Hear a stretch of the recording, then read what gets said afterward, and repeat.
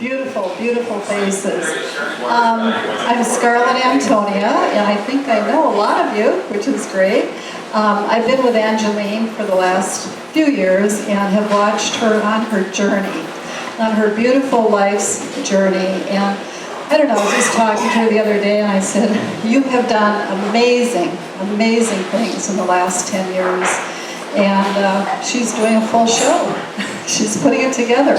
It's still a work in progress, so there'll still be, some areas that we're working on, or she's working on. But she does have a beautiful show for you, and it is her journey. It's Angeline's journey, and she wants to take you with her on her life's journey to enlightenment and empowerment. Angeline is going to come out now, and we're just going to welcome you all. Thank you.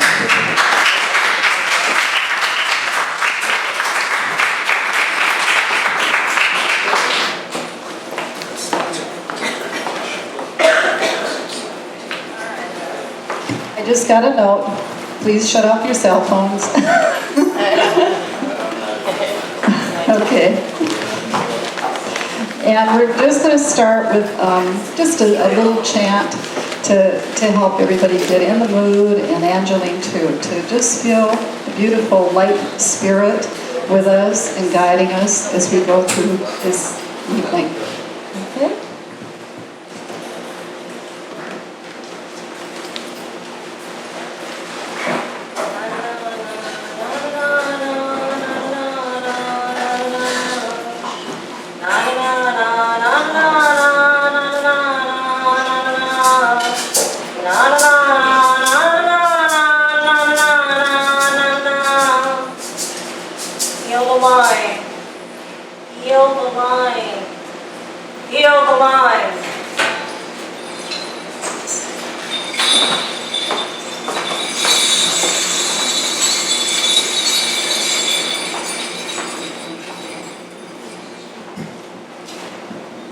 I'm here to tell you a story about Fiore, the fighting healer. Fiore started fighting very young. Before the first punch was ever swung, she was bobbing and weaving, ducking swings without a ring before any bell was ever rung. Fiore started fighting way before she ever picked up a glove. She was a child born from the union of love and rage, which created an internal struggle between downstairs and above. Maybe Fiore learned to crawl in a violent home where objects and children were thrown and safety was just unknown. She watched children get dragged by the hair through the rooms like little human brooms. The violence was so thick you could smell the aroma and bottle it as a dark perfume. Fiore girl watched her father choke her brother and try to throw him out a window. Pain, pain, pain filled up inside her till she felt like she was going mother insane. She couldn't stand by and watch her brother die. It was then that she made the decision to fight. So she closed her eyes and prayed to God that it would just be all right. That it would just be all right.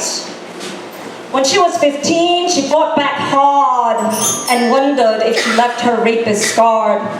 He didn't expect a counterattack, and they were both shocked at how hard she fought back. They were both shocked at how hard she fought back.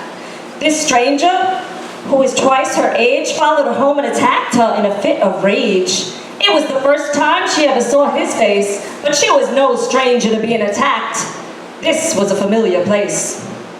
He grabbed her hair, dragged her down flights of stairs, covered her mouth with his black leather glove, but he didn't know that Fiore could give a fierce fight, and she was extremely connected to the light. So she called out for strength from her angels above, and she nearly bit through that mother glove. She was kicking and screaming and bobbing and weaving, and they were both wrestling on the floor when a neighbor finally opened the door. The rapist got up and ran away, and Fiore was grateful that her angels sent help to save the day. Fiore was one of the only girls that got away. One of the only girls that got away.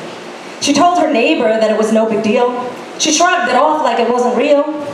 She was used to this kind of violence, and of course, the surrounding silence. She begged this woman not to tell a soul, especially any member of her household. Fiore knew that if her mother found out, she'd be worried about her baby and wouldn't let her out. This would make Fiore certifiable without a doubt.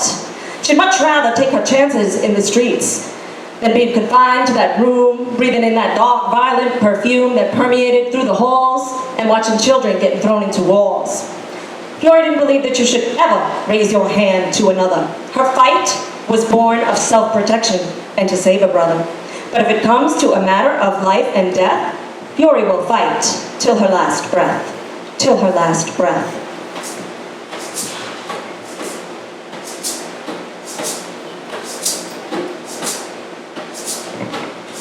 Reflections of little battered Johnny. For as long as Johnny could remember, his father told him he was good for nothing and useless. Every time Johnny was too happy or too loud, Johnny's father beat him toothless. At Christmas time, Johnny's friends would ask Santa for G.I. Joes, train sets, and toy cars.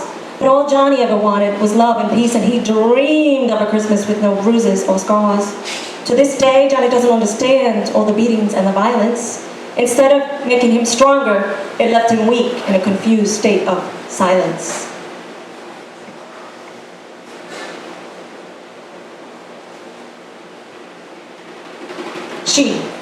Someone once called her an idiot and said she was no good. She laughed heartily. She was strong. She could handle it. Someone once kicked her in the face and gave her a black eye. She smiled wide-eyed. She was strong. She could handle it. Someone once attacked her and dragged her down flights of stairs. She picked herself up. She was strong. She could handle it. Someone once bashed her head against the wall. Barely. She sneered. She was strong. She could handle it. Someone once tried to love her. She cried and ran away, terrified. She couldn't handle it.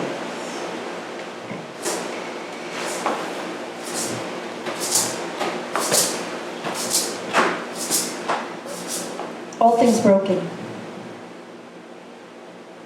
A broken window, a broken chair, a broken doll with dirty hair, a broken finger, a broken hand, a broken vow of a wedding band, a broken arm, a broken leg, a broken woman, don't make me beg, a broken heart, a broken dream, a broken child, a world defiled, a broken heart, a broken dream, a broken promise, an interrupted scream.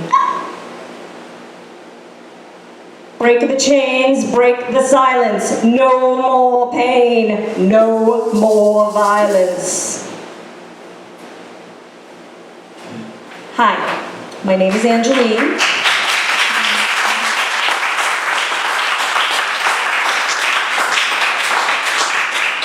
Thank you. I grew up in a violent home. My father was a veteran in the Korean War, and he was in a particularly brutal division called the Frozen Chosen. And it was back in the days when they didn't really believe much in therapy, and they didn't have any real debriefing for the soldiers on the front lines, and no real re-entry programs to get these soldiers back into the homes. So unfortunately, many of those homes became a kind of a continuation of the battlegrounds, with the children and the wives being the victims and the casualties, and the men kept fighting a kind of civil war against themselves and their families. And these wars were fought behind closed doors, in silence. So I'm here today to break my silence and to tell my story in the hope that it will break those chains of violence. So I thank you all for being here today and witnessing me as I tell my story.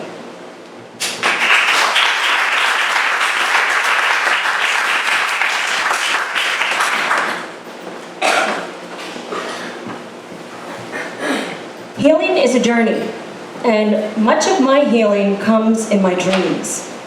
I've been journaling my dreams for decades now. I have volumes and volumes. I meant to bring my beautiful dream journal with me, but it's not here. But anyway, today I want to share with you some of these dreams. And the first dream I want to share with you is about a boot. Hector, a boot. Bear with me. I'm missing my boot.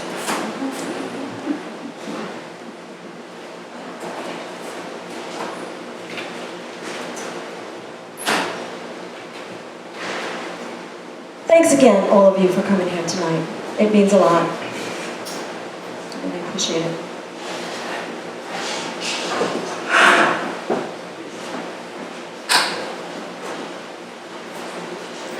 Anyway, I'm going to start till I get my boot. There's this boot, okay? And it's not exactly the boot that I used to wear, but I used to have these boots that I loved wearing. They were my favorite boots. And they were very high, and they had a high chunk heel. I like spikes, but they don't like me. I fell once and had a concussion, so I need a solid heel, a chunk heel. And anyway, I used to wear these boots all the time, and I loved them. And they started to hurt my feet, and they were breaking. Here's my boot. Thank you.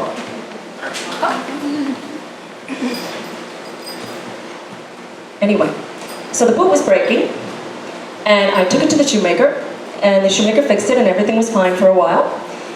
And then it started to hurt my feet again, and I took it back to the shoemaker. My boss was like, "Ange, what's going on with those boots?" Because she was tired of seeing me wearing them around the office, and I was like, give me time. I'm just trying to find another boot quite like it, and I didn't find any, and I didn't want to give them up. So I took them back to the shoemaker, and this time the shoemaker said, "You've got to throw away these boots. They're broken. I can't fix them." And I was like, "What? You've got to be kidding me. They're my favorite boots. How much is it going to cost me? I'll pay it. Just what's it going to be?"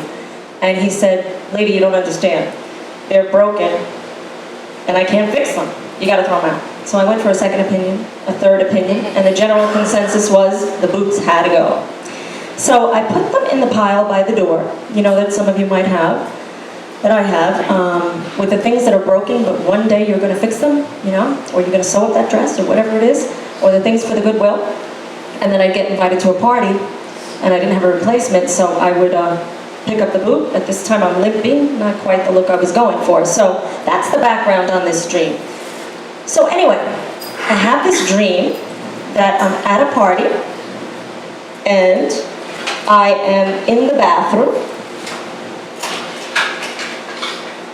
and I am going to the bathroom, and somebody is knocking on the door. And I'm like, "Just a minute!" And I'm trying to flush the toilet, and the toilet won't flush. And it wasn't what you think, thank God, that came out of the toilet. It was the boot attached to this little doll. And this little doll was holding on to the boot for dear life. And then the knocking is getting louder. "Lady, there's a line out here." And I'm like, "Just a minute." And I keep trying to flush, and this keeps coming up, and I'm like, "Oh my God," and now, even if I can flush it and go out there, I'm embarrassed. I don't want to go out there because I've been in the bathroom too long. So anyway, I wake up from that dream, and I'm like, what on earth does this dream mean? So again, I've been analyzing my dreams for years, and I have many books on dream analysis, and I haven't read many of them, but one I read, there was a very good one many years ago, and it's very simple, and the basic idea is write down your dreams anytime, day or night, keep the pen and pad by your bed, and even more importantly, write down the emotions that you feel in the dream, and then see how that parallels to your life at the time. So, if we do that for this dream, the emotions are, I'm in the bathroom. It's like a place of shame. Who wants anybody in the bathroom when you're doing the business? I don't. So there's some shame, followed by the little girl. She's representative of childhood issues, the little doll, and she's holding on to this boot. So there's some kind of a letting go issue. She doesn't want to let go. And here's the kicker though. The boot is not a boot at all. The boot was my ex, because he was hot and sexy on the outside. He kept hurting me, and he was broken, and I couldn't fix him no matter how much I was willing to pay. And trust me, I was willing to pay and pay and pay, and would have kept on paying. So I was like, oh my God. So I threw away the boot, gave the ex the boot, and said, "Thank you, Dream Realm."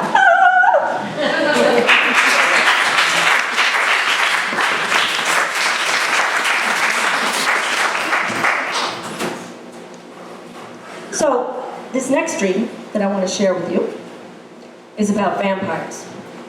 I went to this party shop and I was trying to get vampires last year, and I was so upset because it was Halloween time and they had everything, but they had no vampires, and I couldn't believe that. But anyway, I love props. I think part of it is because I didn't, play as much when I was little, so I love to have these little props and have fun with this. So anyway, so I'm hanging out with these vampires, and they're very threatening looking. They have the fangs, they have the blood dripping from their last meal, and they're really scary. And I'm not. I look normal. And then one of the vampires points at me and says, "What is she doing here? She's not one of us." And then another one is like, "Yeah, let's bite her and find out." And it became like an angry little crowd of the vampires ready to attack me. And then the head vampire said, "No, wait, she's one of us. She's one of the worst, because nobody sees her coming." And I smiled very knowingly, like, I'm a vampire. Yes, I am. And then I woke up and I was like, what is this dream? Holy shit, I'm a vampire! And then I said, no, think about the dream analysis. What does it mean? So, the emotions first is fear, sheer terror of what? Of being found out, because I was, I knew I was doing something that wasn't quite right, and I was masquerading as kind of an innocent. So then what does a vampire do? They suck your blood, your energy, your very life force. So at this time in my life, I was still hanging out with the boot guy. Poor boot guy, he was in a lot of my skits back then. And he was behaving in a way that, for lack of a better term, was very vampirish. And you could see him coming a mile away with his behaviors and what he was doing. And he was draining my energy and, sucking the life out of me. And what was I doing? I was doing the same thing. I was draining somebody else's energy and complaining about him. If he was out drinking, I'd be like, "Do you believe he was out drinking all night and he didn't come home?" So this dream, for me, was a call to take a look at myself and stop being the victim and stop creating drama triangles. So that was kind of an epiphany dream for me. The next dream that I'd like to share with you is kind of like a premonition dream. Some of you may have had them, I'm sure. So I had this dream that I'm sleeping, and the phone rings, and the voice on the other end just says, "Help me, help me, help me." And, the voice doesn't sound like anybody that I know. It doesn't even sound human. And I woke up and I was really upset by it, and I was thinking, what is that? And the only person that I could think of that might need help at the time was my brother, who's schizophrenic. And I called that house, and he was living with my father at the time. My father answered the phone, and I said, "Did my brother call me?" And I told him what happened, and he said, "No, he didn't call you because he's sitting right here, but you can talk to him if you like." So when I spoke to my brother and I told him, he said, "Angie, I didn't call you, but maybe my spirit called you because I was just going to kill myself." So that dream for me literally saved my brother's life, and it led me to go over there and talk about some healing things with him. And I shared about my childhood, and it was very traumatic. And what I did throughout the years was I went to open mics as a method of healing, and I created characters based on some of my family members. My brother, who's schizophrenic, became Battered Johnny. So I feel like when two people are very connected and one of them is in danger, sometimes the angelic realm or the spiritual realm, can intervene to save that. So, speaking of that connection, I have two chairs here. One of them is my poetry chair, and the other one is the dream chair. So I'm going back to the poetry chair to check on Johnny.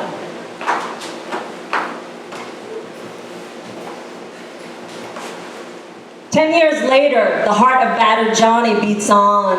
Johnny was left in this confused state of silence that seemed to suppress all of this horrific violence until soon he was so full of this pent-up rage that he couldn't turn the page. He just couldn't turn the page. His soul seemed to have a hole that no amount of substance could ever fill. And it was getting clearer and clearer that poor Johnny was becoming desperately ill. But Johnny had a soul sister looking out for him along the way. Whenever he was hurt, she felt his pain so acutely it almost made her insane. If he cut, she bled. Like an empath, he lived inside her head. She and Johnny were bound by experiencing similar abuse. But somehow she was always able to cut loose, and Johnny saved her life multiple times, and she tried to honor his spirit with her rhymes. She tried to honor his spirit with her rhymes. The Nuyorican, the Bowery, the Lower East Side. The chairs next to her were empty, but Johnny was always right there like a spirit guide. The library in Forest Hills, Queens, the Borough, St. Mark's Place. If you closed your eyes, you'd swear you'd almost see Johnny's face. The old lady's house in the village, the one with all the cats and the crazy hats. Pubs like the Ear Inn. It didn't matter where it was. If you were a poet, you'd always fit in. And sometimes she'd get chills because she felt like she had no choice. She'd open her mouth and out came Johnny's voice. It was the man himself, the first poet she ever read, the Basketball Diaries, Jim Carroll performing live at the bottom line. Johnny was miles away, but he was present the whole time. In fact, he's the one that ordered that second bottle of wine. Many souls accompanied her on this poetic path, and perhaps because he was the victim of the most horrific wrath, Johnny walked with her the longest, and his spirit was the strongest.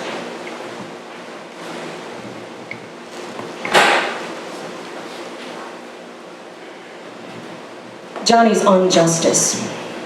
Johnny stood tall, blonde hair, blue-eyed, muscles real wide, brains too, aeronautics and aviation, graduated top 5. Johnny had the look, and he knew how to throw a left hook.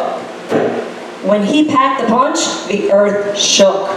But Johnny never abused his strength to hurt another, only to save a life or protect a brother.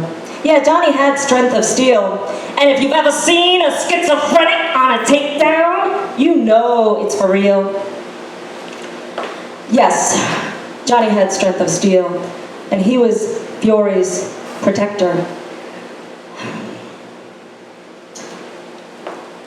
Johnny should have had a sweet life, you know? A nice home, a couple of kids, and a beautiful wife. But I am so sorry to say it just didn't turn out that way. His schizophrenia became his kryptonite, and Fiore couldn't save her brother, but just maybe she could help another.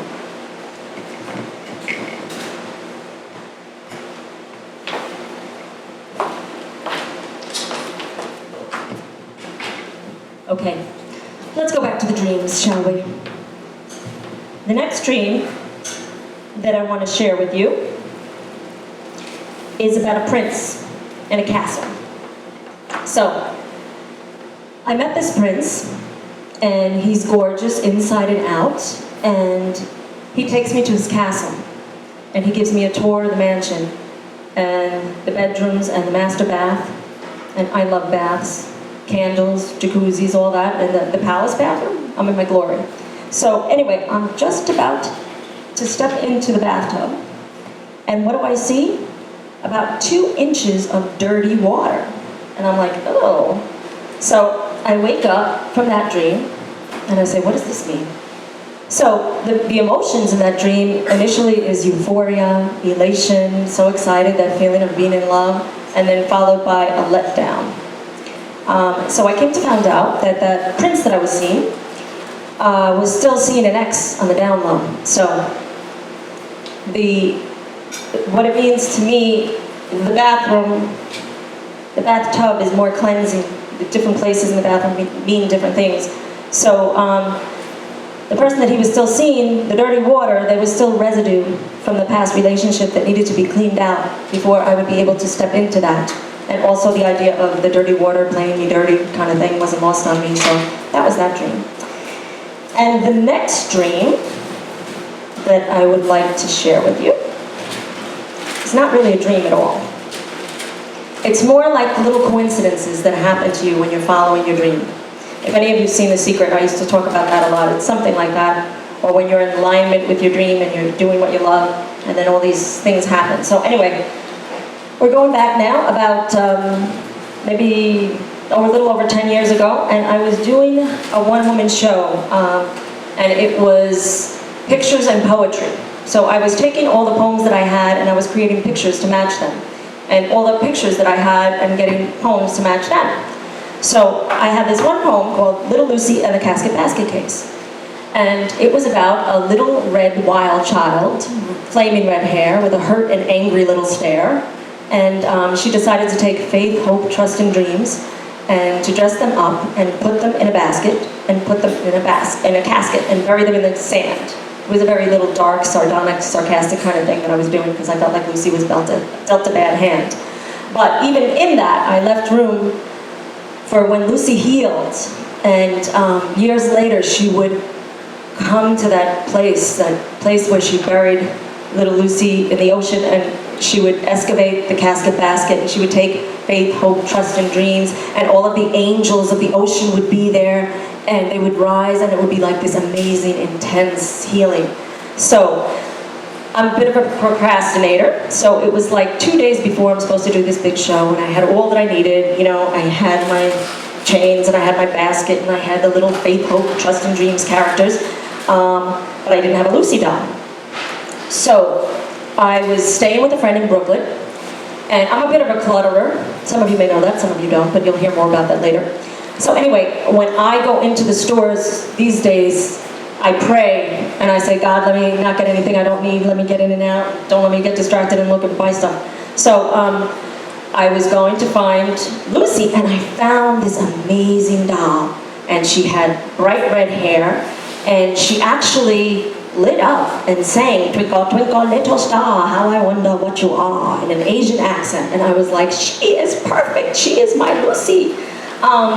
So I got Lucy, and then, you know, even though Lucy had red hair in the poem, she had flaming red hair. So her hair wasn't quite red enough for me.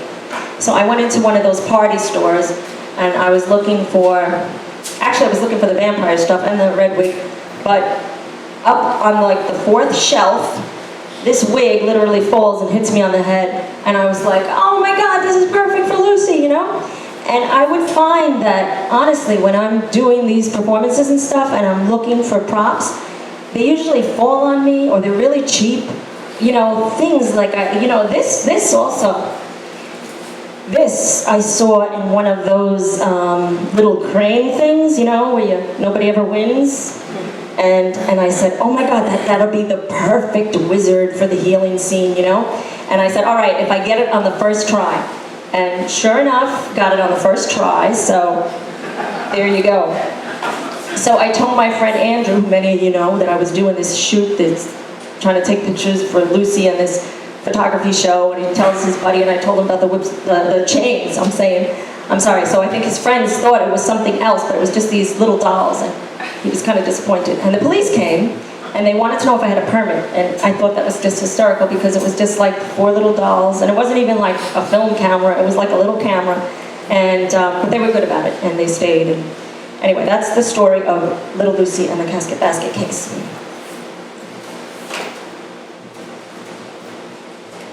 Okay. Now,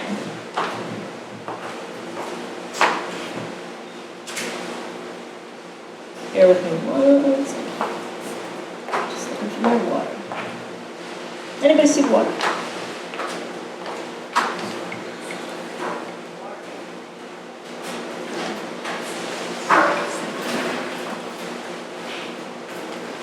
Sorry.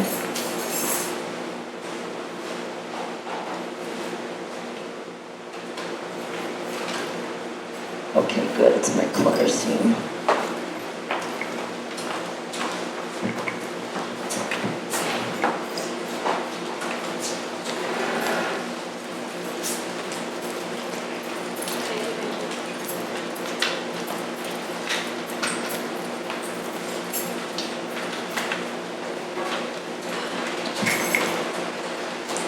Okay, this is my clutter table, where I kind of read from the books, I give myself a break, whatever's going on here. So, as I said, I'm a bit of a clutterer. Been working on it for a long time. Many of you who know me well know that well. So, 1 second.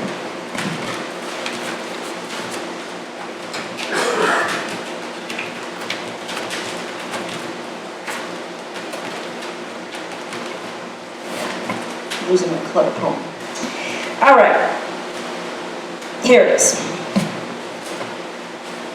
It's called Ambivalence.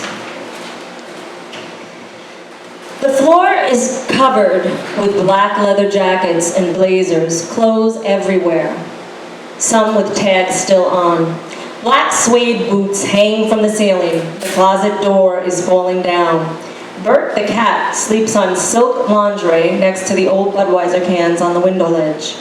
The bookshelf is filled with old blue jeans, perfumes, pictures of Mick Jagger and Steven Tyler's lips. Beneath that lies England's Journal of Medicine, assorted biology and psychology, some Shakespeare between a pair of dirty socks and unfinished poems. So this was literally my room when I was about 21, 22, and I guess that was my first clutter poem, although I didn't know it at the time. And this next poem that I want to read to you is called The Party. And let me see.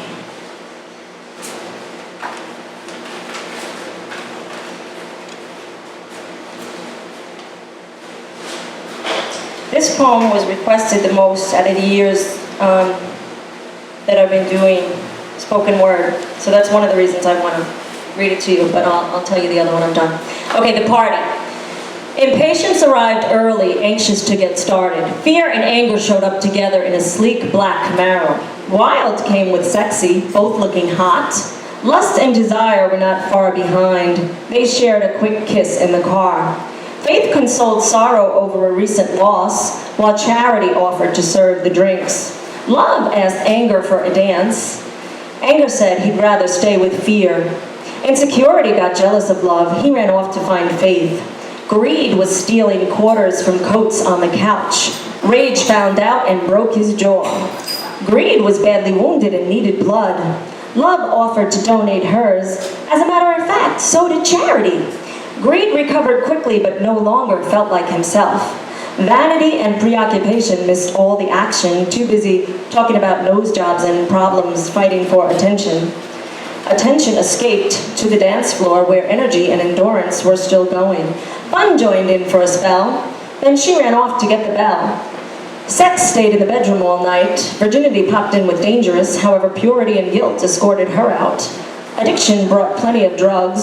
Self-esteem seemed to have vanished. Manipulation grabbed vulnerability. They went to the basement to get high. Meanwhile, emotional was in the kitchen running wild. She had too much to drink and started dropping her baggage. Common sense got out of her way. Sunrise rose at 5 a.m. along with daylight and sobriety. Dizzy was still looking for her shoe. Sleep came unexpected and drove all the stragglers home. So, thank you.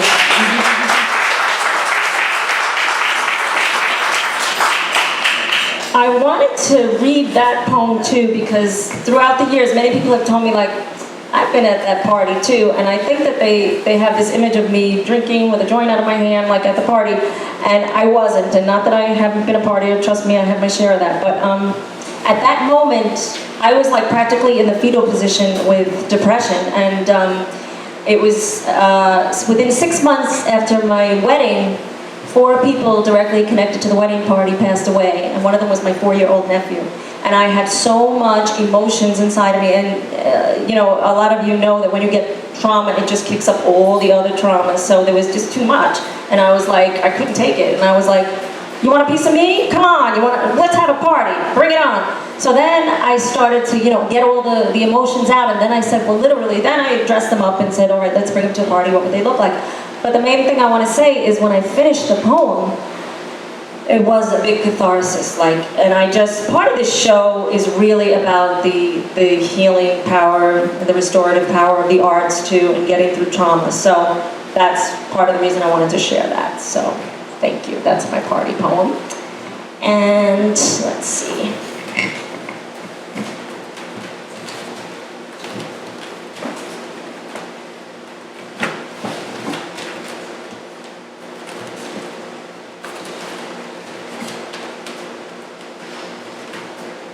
Okay, this is another clutter poem. I have one preceding this, but this is, she was out planting the seeds for the souls of tomorrow. For that, there is no regret, no shame, no sorrow. We will embrace a life that has been fully lived and a spirit that learned how to truly give. Sensitive souls and artists seem to see the beauty in all people, all places, all things. To let something go, to throw something out, can be a lot more painful for these beings without a doubt. Sometimes the homes of some of these artists can tend to get out of control. Beautiful objects, sentimental letters, and old clothes can pile up and take a toll. The artist, when connected to its flow, has to go, go, go, has to grow. It does not lend itself to the discipline to stay home and clean. Not when murals need to be created and seen. Not when footsteps are flying toward a life's mission or the makings of a dream. Get rid of your shame, get rid of your blame. Don't apologize for living your life and following your path. Inside every pile of paper, I find another treasure, another gift from a former student who you helped to lift. People have dedicated books, named streets, and even their children after you. This legacy is priceless for a heart that's true. So let go of any shame, any blame. Make peace with your piles of paper, all the stuff and all the vapor. Then ask for his help to clean off each and every shelf, to let go of all that is not necessary to feed your higher self, to clean house physically, spiritually, and emotionally, but do it with love and kindness and devotionally. Eliminate all negative emotion. Do it with a spirit of grace, light, and fun, and you will find yourself finished when you've barely begun. So, that is, I had done another clutter poem before this, and it was a manifestation poem, because I started to write about what I would love it to look like without my clutter, and then another friend was like, oh, you gotta come and help me clean my clutter. And I was like, but that's a manifestation poem, I'm not really there yet. So I was helping her. I said, I'll do it, but I got the issue, you know? So anyway, I was helping her, and she was feeling so guilty about her clutter like I do. So it was good for me to see her and see all these like wonderful things that she did. So that's what that's about. And we're gonna take a little early intermission now.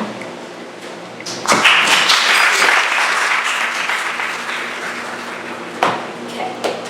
This poem is dedicated to someone who changed my life.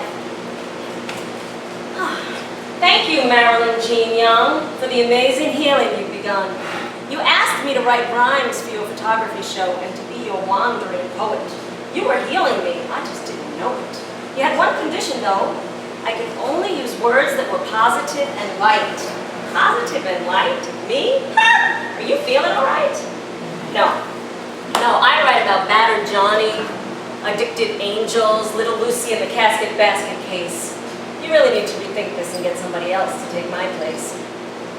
I love my tributes to the wounded and the insane because I'm all too familiar with that dark pain. Positive and light, pretty and bright. I just don't have that sight, no reference for me to write. But something about being the wandering poet and perhaps your belief in me started to intrigue me.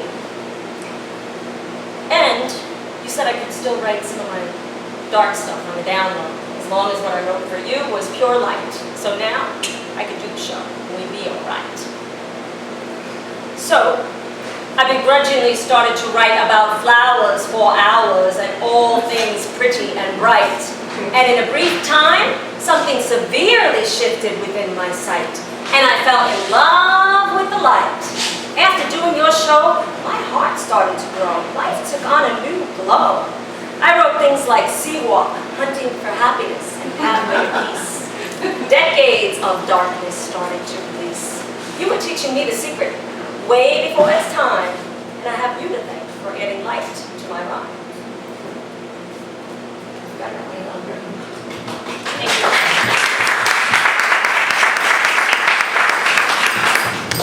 you. This is called Seawalk. Take a walk with me to the sea and just be, just be. Take a breath with the sky and feel your energy getting high. Take your cues from the ocean. She will put your soul in motion. If you don't know where you want to go or what you want to be, just listen to that voice that sings within the sea. Trust the wisdom living in the waves. Many lives this guidance saves. When I go to the ocean, it's nothing but pure devotion. I feel a presence there ever so strong that's never ever led me wrong. So take that walk with me to the sea and just be, just be.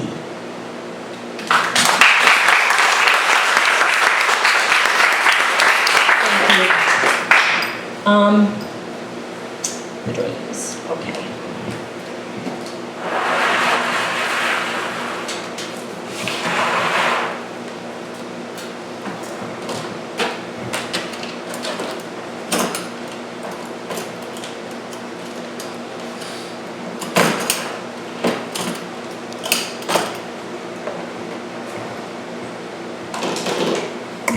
Okay, so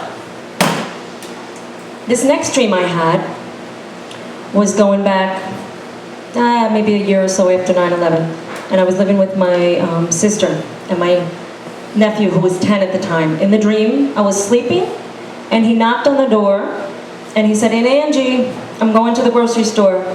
Do you want some milk?" And I woke up. And I was thinking, like, what's the real emotion for that? He's going to the store and he's getting some milk. There's not much material in this dream for me, you know? But then when I said it, the grocery store for milk, I was like, oh my gosh, of course. There's a certain very famous saying in certain healing or recovery circles that says, stop going to the hardware store for milk. So stop going to the hardware store for milk, because all you're going to get is screwed. And that basically means you cannot get something from somebody who doesn't have it to give you. And I spent so much of my life trying to get things from people who didn't have it to give me, thinking maybe my father would be different and today would be a better day, or, you know, different people in my life, you know. But you can't change anybody but yourself. So I was like, oh, okay, that's what that dream is. But the interesting thing was, in the dream, he was going to the grocery store to get milk. So he was going to the right place. And then he knocked on my door after the dream, and he didn't say he was going to the grocery store for milk, but he said, "Aunt Angie, I have a dream and I wanted to talk to you about it." So I felt a little funny at first, like advice. He had a problem at school, and I was thinking, oh gosh, I wasn't a mother yet, and I'm still feeling like with my childhood, I'm not going to, like, oh kid, go ask somebody else, you know. But then I thought, like, okay, he went to the grocery store for milk, he's coming to the right place, so I got him a little dream journal, and we talked about his dreams. So I bring that dream up for many reasons too, because this is a section on the light, you know, progressions and digressions, dark to light, and you know, the journey is always, there's always going to be challenges in the journey. People are still going to die, and there's going to be traumas, and there's going to be things that we have to deal with. But, you know, the healthier we get and the more tools we have in our toolbox, you know, the better off we can do. And when I had that poem, thank you, Marilyn Jean Young, I mean, it was really intense for me, honest to God, like after I did that show, because I never in my life wrote a poem about anything happy. I just didn't know. My friends were always like, oh, another depressing thing, Angie, like, we don't want to even look at it. But after I started to do that, it really did start to manifest the light toward me in a lot of ways. So one of the things that I will put in my toolbox will be a book and a flashlight to write in the light. I think it's in here somewhere. And the next thing, let me see, what did I want to say to you guys? There was a singer that was going to come tonight, and he called me at the last minute, and he was going to sing Mike and the Mechanics in the Living Years for me. So I know we've got an awesome singer out there in the audience. Don't be shy. Anybody? All right, I'm half kidding. But if anybody can sing it, that would be great. Otherwise, you can all just imagine it. And that's supposed to be right before this piece, which is called Fiori's Amends to Her Father's Spirit. This is my amends to your spirit, and I know wherever you are, you will hear it. I captured your worst moments, stood on a podium and released them into a microphone for all to hear, and just in case it wasn't clear, I came back again next time, just a slight variation on the rhyme, but it was always about you and your crime. You were so much more than your worst moments. You had a mind, a body, a spirit, and a heart. You were born into this world a pure, sweet, innocent child, until somewhere along the lines, your spirit got defiled. Yes, you were so much more than your worst moments. You had gifts, talent, passion, and a dream. But instead of being able to fulfill that dream, you awoke night after night to the sound of your own screams. Flashback, flashback, flashback. You were a veteran of a foreign war and witnessed atrocities that I never saw. Friends and body parts flying and dying in front of you. What were you supposed to do? No time to sit and cry, process, or ask why.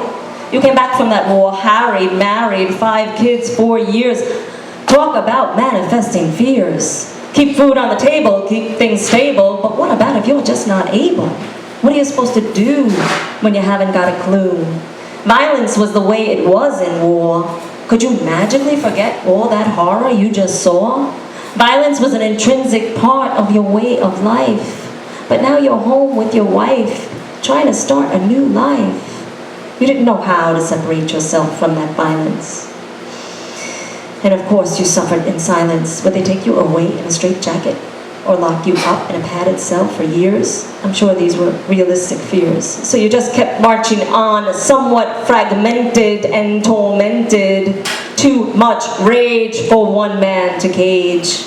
But in spite of all of your afflictions, you gave me my love of diction. In between all the chaos and the yelling, you gently and lovingly taught me my spelling. And when I was sick, you nurtured me with healing hands until I was well. But is that the stories that I chose to tell? No, I never spoke about your light, and that just was not right. And I'm here today to make that right. You had a very powerful light. It was just dimmed by too much light. You came through for me in the end. You stumbled to the bank with a stomach full of blood and pain in every vein because you knew that old car of mine was falling apart and it would barely start. So you withdrew a few grand when you could barely stand, and you wouldn't leave this earth without lending me a helping hand. Forgive me for judging you so harshly all those years and not taking into account your trauma, your sacrifices, and your fears. You did the best you could with what you had, and I am truly grateful that you were my dad. Without you, I wouldn't be this strong today, and trust me, I wouldn't have it any other way.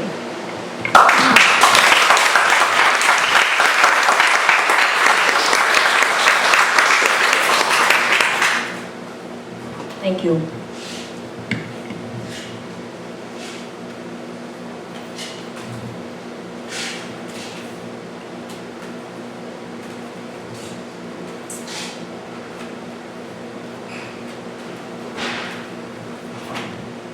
Okay, let me see if I found this book. All right, well, I'm going to read this one since we're in the light.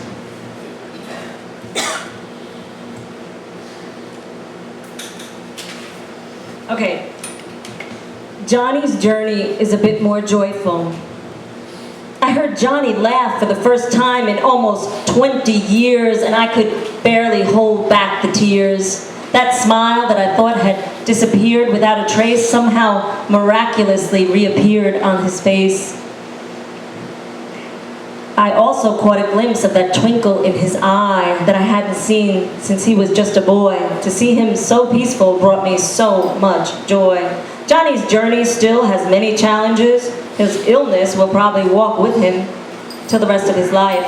And he still speaks of sadness about not finding a soulmate or a wife. But much of his rage and pain somehow seemed to lift. And this has been a priceless gift.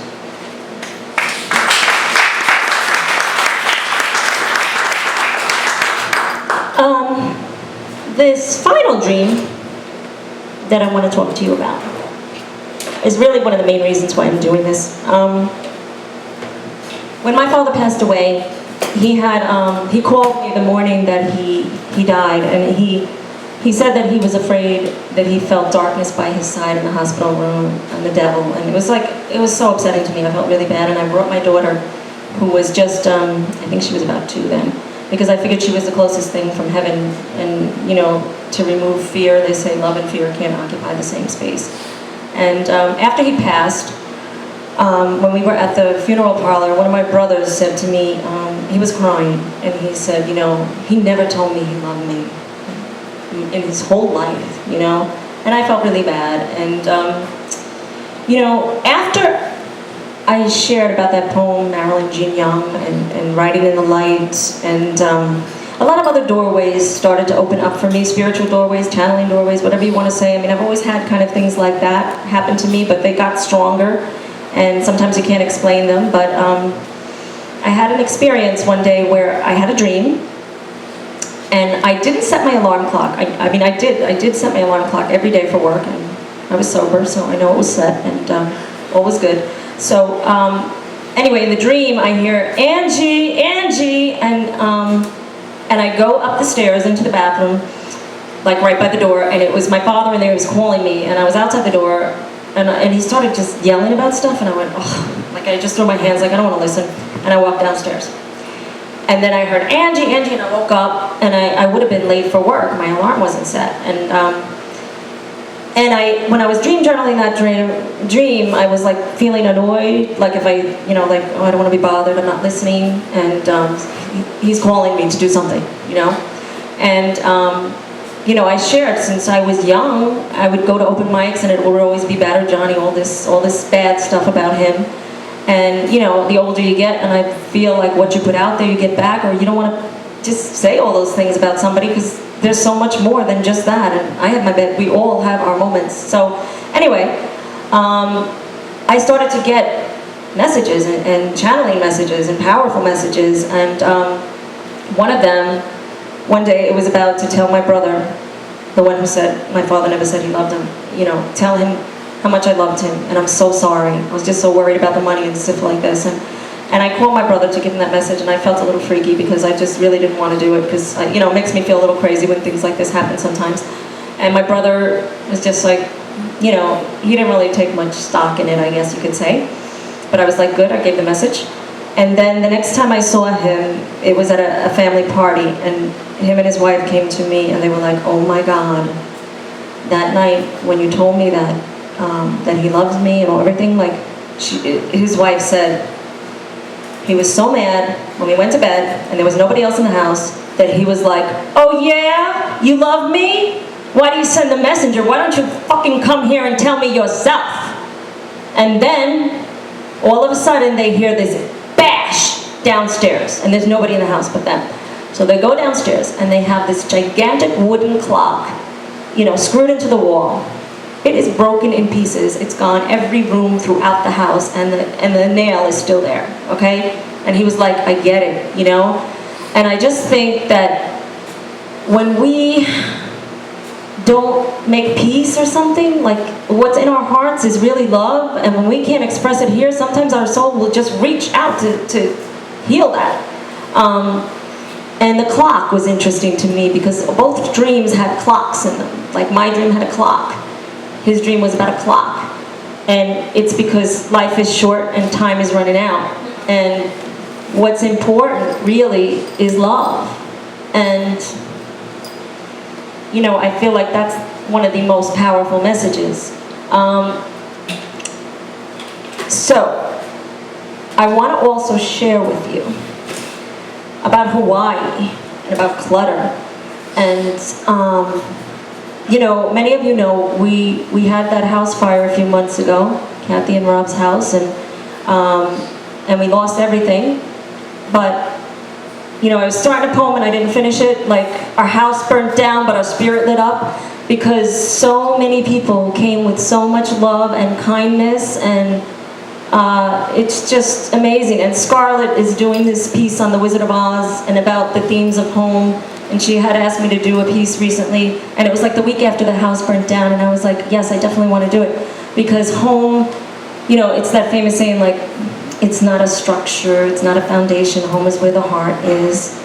But it really is where the heart is. Like, I really feel that. And I've been also trying to get rid of stuff, and it's been, like, it's gone.